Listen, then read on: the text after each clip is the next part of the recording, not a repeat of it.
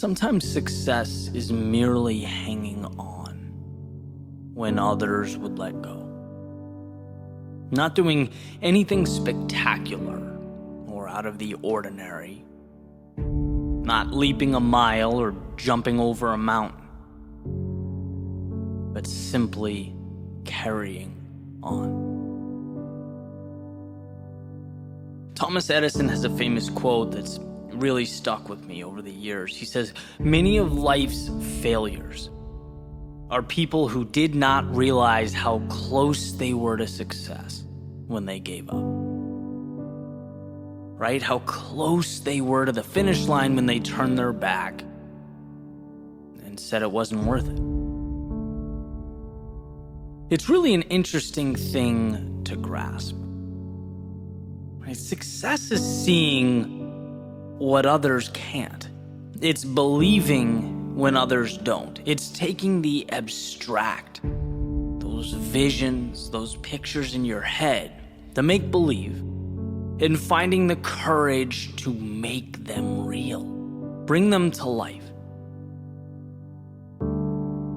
It's this constantly evolving process, and it grows a little bit every single day.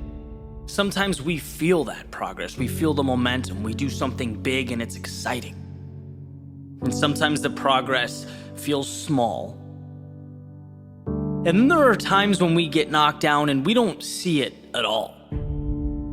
We feel like because we weren't validated that we lost, that we failed, that it wasn't enough. We forget that's part of the process, that progress is a journey. And it goes when you go, and it stops when you stop. Just like that famous Dalai Lama quote, right? The only way to fail is to quit. Period. No one ever stops because they can't. They stop because they decide to. They stop because they see that huge mountain and they think that's impossible. They forget it's only made of little rocks. They stop because they get so disheartened by the distance of the finish line that they forget it only takes a collection of little steps to get there. You don't have to leap the entire distance. You know, I've been there, right? This is me speaking from experience. It took me years to figure it out.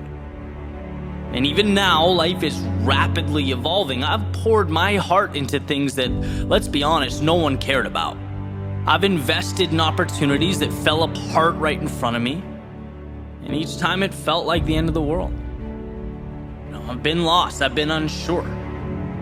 Gotten up after things didn't go as planned, and it felt like a loser. I had to look myself in the mirror and pick myself back up off the floor. But there's one thing that I kept doing that I never thought twice about. And that's continuing on. Whether life lifted me up or it beat me down, my plan for tomorrow was always the same. Get up and try again. Keep going. And as I sat down this morning with my pen and a piece of paper, I thought, what's the one thing I would want to be told if I started out again? What's the one thing that people need to hear most? And it's to simply keep going. Keep taking steps. Because one day the world will start to make sense. And you'll look around and you will be thankful for one thing. That when most would have stopped, you didn't.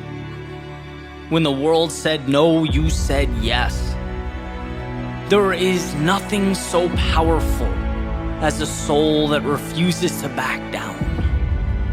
See, persistence is not an important thing or an essential thing. It's everything. So live as to see. Not what can be lost, but what will be gained. Find that light in darkness, even if it's a flicker, even if it's a spark. See, every loss makes you a little tougher, and every instant of sadness uncovers something beautiful. Every moment of fear teaches you to be a little braver. Every broken heart opens the door to a new connection. Instead of doubting yourself, feeling inadequate in life's darkest moments, know that you need what you are going through. You are uncovering the little victories hidden in plain view. So when the world feels like too much and your patience is thin, be stronger than that voice in your head begging you to think small. Stand on every experience, the good and the bad. Let it elevate you to a beautiful tomorrow.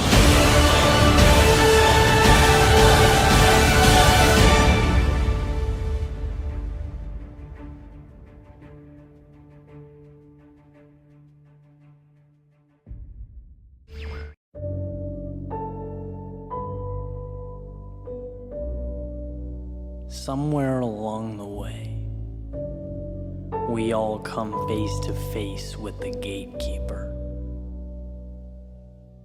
Watcher of the road ahead, protector of the path before us, he is your defining moment. The reason you either go home or push forward. He's where your story ends or begins. And see, I've met him before many times, this gatekeeper, guardian of all that's worth possessing, acquiring, and conquering. I've witnessed the pain he inflicts, the doubt he manufactures, the obstacles he creates. And what's interesting about the things in life worth having is that they're never easy to obtain. The universe has this way of making sure you really want those things you say you want. Because a lot of people talk, and they wish, and they project. But what they fail to see is that it's not until the wheels hit the road that the truth materializes. There is a cost for everything. You don't get day without night, or courage without fear, or bliss without pain. The road to every kingdom travels through hostile territory, and the harder you pull that arrow back, the more power it contains as it leaps forward. Resistance in life, it's not a detriment, it is a simple triage process in which only those willing to endure the cost of excellence are able to access its bounties.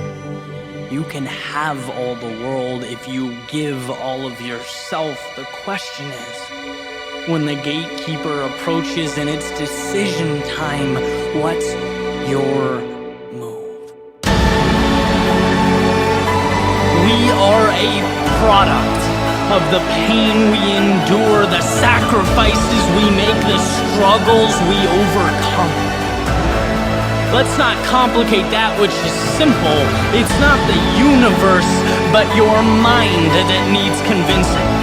Because once that floodgate opens, water is walkable, walls are climbable. Once you empower yourself, the status quo is left powerless, with no option but to watch you bend life to your will.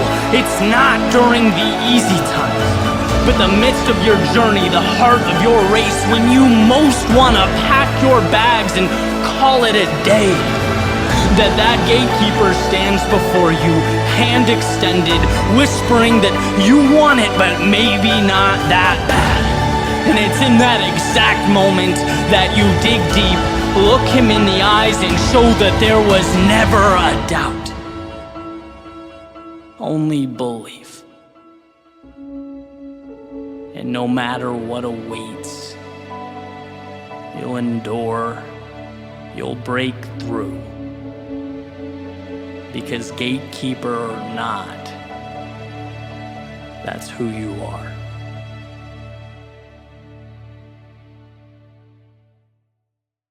Most of life comes down to trade-offs, right? If you want to get stronger, you give up comfort. If you want to create something meaningful, you give up convenience. But every once in a while, something comes along that doesn't ask you to make that trade-off, and that's why I'm so excited to introduce today's sponsor, David. Their gold bars have 28 grams of protein, 150 calories, and 0 grams of sugar, making them one of the best protein to calorie ratios of all leading protein bars.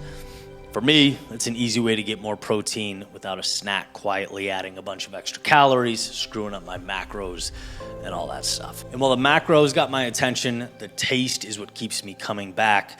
Currently, I'm on the S'mores Crunch Box and loving every second of it. Keep it in my car, throw it in my backpack. It's good for rucking, hiking, traveling, all the things. So if you're trying to eat more protein without making life more complicated, I definitely recommend giving David a try. Head on over to davidprotein.com/Eddie. Buy 4 cartons, get a 5th one free. Again, that's davidprotein.com/Eddie. There's a quote attributed to Seneca that states, "No man is more unhappy than he who never faces adversity, for he is not permitted to prove himself." Meaning, it's in pursuing the difficult thing that we obtain meaning, recognition, that we prove ourselves. But prove ourselves to whom? This is the same Seneca who famously stated that we suffer more in imagination than we do in reality. That he is most powerful who has power over himself. And that's one of the beautiful things about Stoicism. It makes us ask a very simple but often overlooked question: who's really the adversary here? Who's the opposition we're dealing with as we fight our battles? What is it that must be transformed? Is it the outside world? Or the way our eyes view the outside world? What's really holding us back? The circumstances? Or our own personal thoughts about the circumstances? And I think this is where we misunderstand the challenges before us. I want to delve into this power of perspective to explain that we are the gatekeepers between ourselves and our ideal lives. And very often we do a good job of ensuring that gate stays closed. We sabotage our own goals, our own dreams, our own happiness, while simultaneously pointing the finger at a million externalities. See, when we look at the difficulties of life, and there's no doubt that life can be a very difficult thing, it's easy to look at the world as this binary playing field, right? Me versus the world. And in fact, we often visualize the world as the enemy pushing back against us, as if its motives were counter to ours. But so many of these narratives, these stories, they actually say nothing about the outside world, and when we look deeper, it becomes apparent that they actually say a whole lot more about us. It's the one viewing that gets to decipher what the circumstance means. And so all narratives are reflections of the observer. Jim Rohn used to tell a story about 2 brothers who had an alcoholic father. He'd come home drunk, he'd abuse his sons. They had a terrible childhood. And as they each grew up and had families of their own, their paths kind of diverged, right? One became abusive, and the other was kind and loving and caring. And when confronted, the now abusive brother stated, "Well, look, how can you blame me? Don't you see how I was raised?" But the kind, loving, and caring brother stated, "Of course I'm like this. I could never put my family through what I went through as a child." Same circumstances, different lenses, interpretations, which means different real-world result. And the idea here is to emphasize how one of the most important abilities a human being possesses is the ability to interpret the world around him. I think of us as subjects navigating a world of objects, as though the things around us don't have meaning until we place meaning upon them. That's what humans do. Create narratives out of objects. And that often overlooked, seemingly insignificant ability places a lot of power in our hands. Very rarely is it what we see, it's what we think and what we do about what we see. You ever hang out with people that just tend to be happy, upbeat, positive energy? I have a very good friend like that, where his first inclination is always to find the positive. In moments where I've sort of trained myself to pause, take a second, sift through the emotion, uncover the value in a tough situation, refocus, and take a strategic step forward, I look over at him and he's already arrived there, right? He's been there for 3 minutes, right? Eliminated the negativity. It's his first instinct. He's the metaphorical kid hopping around in puddles, whistling at the top of his lungs, while everyone else is hiding out from the rain, or at least trying to find the courage to run out onto the street with him. Then there are people who seem to always find the negative. It doesn't really matter what the situation is. Happiness is fleeting, only to reveal the negativity that never seems to go away, right? The kind of person that if they won the lottery, their first thought might be, oh no, but what if I lose it all? Both examples are people projecting themselves onto the world around them. The same way that smoke covers and consumes an entire room. It's not the room that's the culprit. Here's another example from Jim Rohn, since we're on a Jim Rohn kick. He was making a similar point, and this is all from a collection of speeches he has on Audible, comparing humans to oranges, which is probably not a comparison you've made recently, but he said, there's consistency to an orange in that it can be filled with one thing. When you squeeze an orange juice is coming out. Period. It will never be apple juice or grapefruit juice. It will only emit what it has inside, which is orange juice. And well, here's the connection. When life pressures us, challenges us, or metaphorically squeezes us, we only emit the emotions that are contained and available, that are alive and well within us. If there is no jealousy contained in our thinking, we're not going to project jealousy out into the world. If there is no hatred within us, we will not project hatred onto others. Why is that powerful? It's powerful because, again, it's one of the most important things you can do. Certainly one of the most important things I've learned to do is take that finger pointing blame at the outside world, slowly turn it around, and point it back at myself. And ask, what thoughts, what emotions, what ideas am I letting live inside my head that's altering the narrative, the story I'm telling about myself and the world that I live in? And while one might think, well, that's uncomfortable, that's unfair, a little extreme, why should I point at myself? It's not my fault.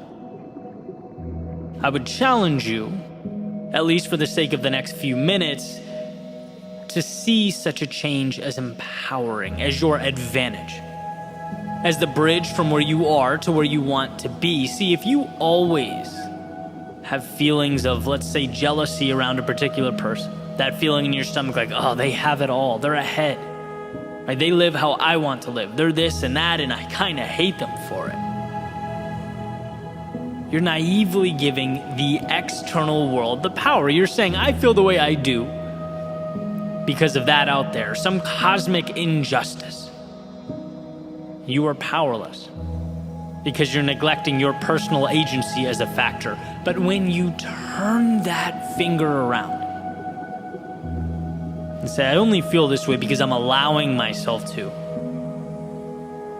then you can ask the question so many never think to ask. Why? Why do I feel this way?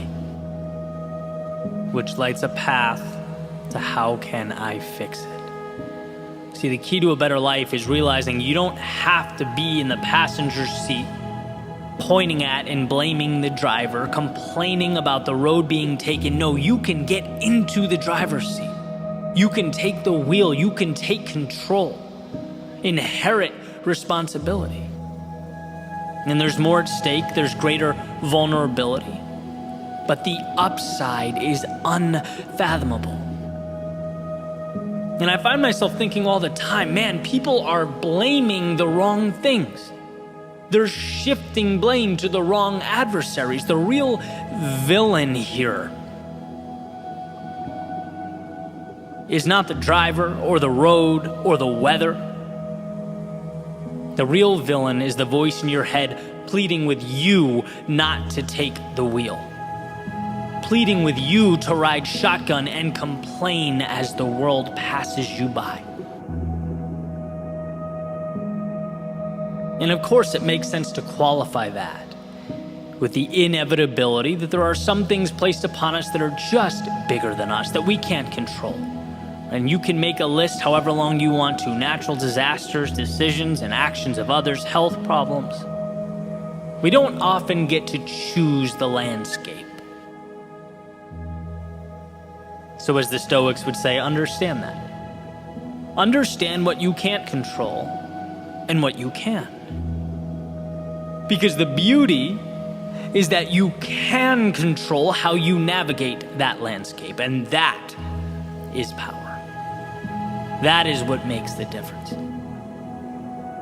See, the two brothers I mentioned a few moments earlier, same landscape, different navigational tactics, different view of what it all meant. One took the wheel and one did not. So that Seneca quote that states, "No man is more unhappy than he who never faces adversity, for he is not permitted to prove himself." Well, it's perfectly clear as far as I'm concerned. The question is not whether or not to face adversity. I think we all understand that. What I hope we take from today is a better understanding of what the true adversity is. A better understanding of the fact that in front of us there is always an answer, a key to every lock. Some people just don't think to look. They're so busy peering around every corner for external enemies and scapegoats that they don't give themselves permission to succeed. Maybe unfortunate, but it's true. You can hit the bullseye over and over again. But if it's the wrong target, it won't do much for you. You might as well have missed by 50 feet. And I think that is what we overlook. You can't always fix the outside world. You can't change the unchangeable, but you can always change yourself. You can always fix you. As Tolstoy said, everyone wants to change the world, but no one thinks of changing himself. You're capable of being both your greatest adversary and ally, so choose wisely. Because the world around you will do nothing more than respond accordingly to your decision.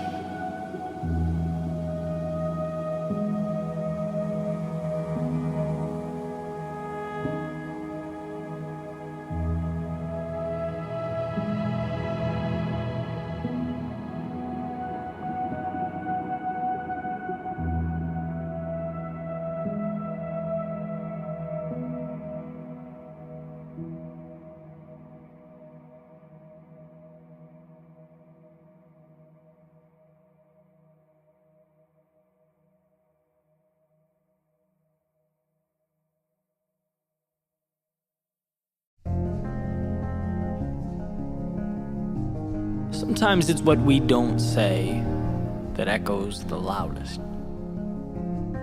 What we don't do that has the greatest consequences. Where we don't go that ultimately gets us lost. I remember as a teenager applying to college. I was working on the admissions essay. I was brainstorming with my grandmother, talking over possible topics and approaches. And she read me this quote that's sometimes attributed to Mark Twain, but that's beside the point. The quote states, 20 years from now, you'll be more disappointed by the things you didn't do than by the ones you did do. So throw off the bow lines, sail away from the safe harbor. Catch the trade winds in your sails, explore, dream, discover. And I thought this was the perfect bridge to the next chapter in my life. The latest horizon, the newest adventure. I thought it was incredible, and it was. It was exactly what I needed, and so on to that next adventure I went. But here's the thing. As life unfolded, this equation somehow transformed from exploration and dreaming and discovery into the question, well, what am I supposed to do? Somehow, without my paying attention, life turned into a checklist, a question I couldn't get wrong, a test I needed to make sure I didn't fail. It's amazing how quickly we forget the infinite breadth of life because we're focusing on the dotted line before us, the one we're supposed to walk. Sometimes we're so fixated on what the expectation is that we don't ask ourselves where these expectations are coming from. Who is so significant and wise that they know what's best for you to a greater extent than you do? See how that's an important question, and also one you can lose in your periphery as you follow that dotted line before you. When you have a destination in mind, hopes, dreams, ambitions, well, that's an adventure. When someone else has a destination in mind for you, whether this authority is imaginary or not, that's obedience. And sometimes the greatest disservice we can do to ourselves is to not stop and think, to not stop and ask ourselves where we're going and why. Do you remember when you were a child and you got into trouble, right? Sometimes you'd get sent to your room. And for me, this was agony. When it was punishment, I wanted to be anywhere but confined within those walls. I hated being sent to my room. And then finally, the door would open. My parents would say, Eddie, you can come out now. I'd go outside, play basketball for a little bit, and then oftentimes I'd find myself right back in my room. Happy, playing with my toys, whatever I was doing, not a care in the world. And it's like, what changed? Nothing but the context. Same me, same room, same toys, same whatever I was doing. It was, however, no longer a punishment. And I think this realization is worth exploring. We may not realize, we may not even be able to articulate it, but I think we long for control over our lives. We long to walk our own path. And in this situation, the path led me right back to where I was. Sometimes, though, the path leads us in the opposite direction, far away to distant worlds. The end destination is not as important as the fact that we chose it, that we asked ourselves why, and that we believe in the answer and immerse ourselves in its execution. So when Mark Twain talks about the things that we don't do holding more weight in our hearts, it's because those things we tend to skip over are often the very things that breathe life into our souls. We'll go to school to get good grades, to get a 9-to-5, to get a promotion, to get a mortgage on a home. But the audacity to open that photography studio. The nerve to think you could rent a van and travel the country. The delusion to think you could start that routine that will get you in the physical shape you've always dreamed of. See, we're lucky and fortunate to have the things that we have. The quality of life we lead now far exceeds those that came before us. Life is convenient, incredibly convenient. But what is convenience if it comes at the expense of purpose, of meaning in life? Because that's what steers the ship. A crisis of meaning ultimately mitigates everything else. There is no exploration without meaning. And without exploration, tomorrow becomes a repetition of today, not an evolution of today. And what's incredible, truly incredible, is that our purpose can be rediscovered, our paths redefined. How? By having a long conversation with, you guessed it, yourself. By putting the phone in another room, by disconnecting the Wi-Fi and spending time with you. Something along the lines of, dear self, what matters to me in this world? Where am I going right now? Is where I'm going right now aligned with what matters to me in this world? And sometimes the answer is yes, sometimes no. Great, but what we have now is a foundation to work off of. An awareness that should be celebrated, that you created. It's so easy to walk through life and never have that conversation. It's so easy to sleepwalk to the tune of someone else's song, the beat of other people's drums. But when you open your eyes, you see the correlation between your thoughts and your actions and your reality. You realize that when you wake up, that tendency to ask yourself what you have to do today, to reflect on your problems, those questions you assumed were normal, that you never gave much thought to. Well, now you'll see you can dismantle that notion. Now you'll see that if you can ask yourself what you have to do, you can just as easily ask yourself what you want to do, what you get to do, what life is inviting you to do.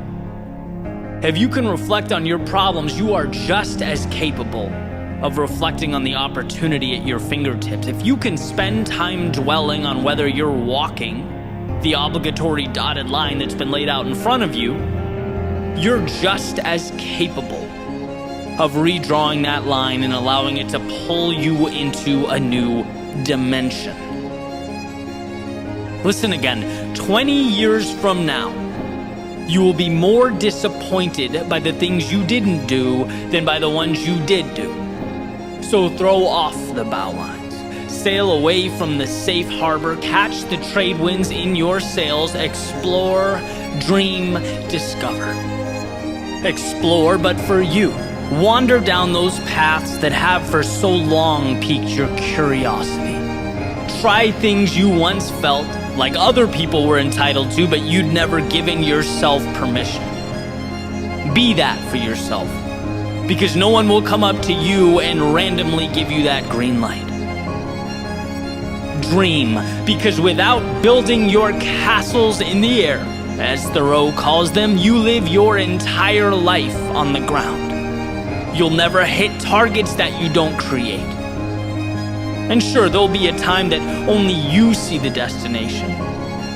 Great, that's life, but with each step forward, as it becomes more real for you, it will make sense to others as well.